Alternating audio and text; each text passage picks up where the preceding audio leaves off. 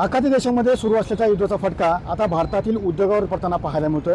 मी सध्या आलो आहोत आशिया खंडातील सर्वात मोठी जे इंडस्ट्रियल ॲटो हब आहे चाकण औद्योगिक वसाहत त्या ठिकाणी।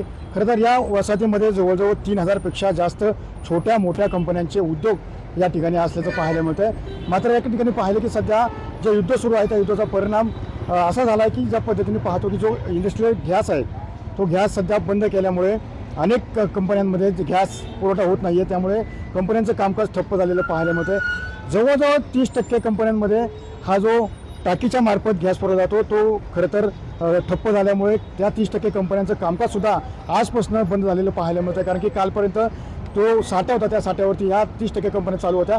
मात्र उर्वरित 70% ज्या कंपन्या आहेत त्यांच्या ऑनलाईन गॅस सुरू असल्याने ह्या कंपन्यांचं जे कामकाज आहे ते सुरू असल्याचं आपल्याला पाहायला मिळतं आहे। एकंदरीत आपण पाहिलं की जो व्यावसायिक वापरासाठी गॅस आहे तो गॅस खरं तर बंद करण्यात आलेला पाहायला मिळत होता। कारण की ज्या पद्धतीने पाहिलं की घरगुती गॅस सिलेंडरवरती कोणताही परिणाम होऊ नये याच अनुषंगाने सध्या कंपन्यांनी हा जो निर्णय आहे तो घेतलेला आपल्याला पाहायला मिळतो आहे। त्यामुळे चाकण औद्योगिक वसाहतीमध्ये जी आशिया खंडातील सर्वात मोठी इंडस्ट्रीज आहे त्या इंडस्ट्रीमध्ये जवळजवळ 30% कंपन्यांना जो फटका आहे तो या ठिकाणी पडताना आपल्याला पाहायला मिळतो। आज सकाळपासून 30% कंपन्यांचं जे कामकाज आहे ते ठप्प झालेलं पाहायला मिळतं। मात्र उर्वरित 70% ज्या कंपन्या आहेत त्या सुरू आहेत। मात्र एकंदरीत जर पाहिलं तर ज्या कंपन्या आहेत त्या कंपनीच्या कॅन्टीनवर सुद्धा मोठा परिणाम झालेला पाहायला मिळतो आहे। कारण की या ठिकाणी असलेला जो गॅस आहे तो सुद्धा त्या ठिकाणी बंद केलेला पाहायला मिळतो आहे। मात्र पुढील काळामध्ये व्यावसायिक वापरासाठी असेल किंवा इंडस्ट्रीज वापरासाठी असणारा जो गॅस सिलेंडर आहे तो पुरवठा होतो हेही पाहणे तितकं महत्त्वाचं असणार आहे। त्यामुळे अभिषेक सांगून सुनील दिवे, TV9 मराठी, चाकण, पुणे।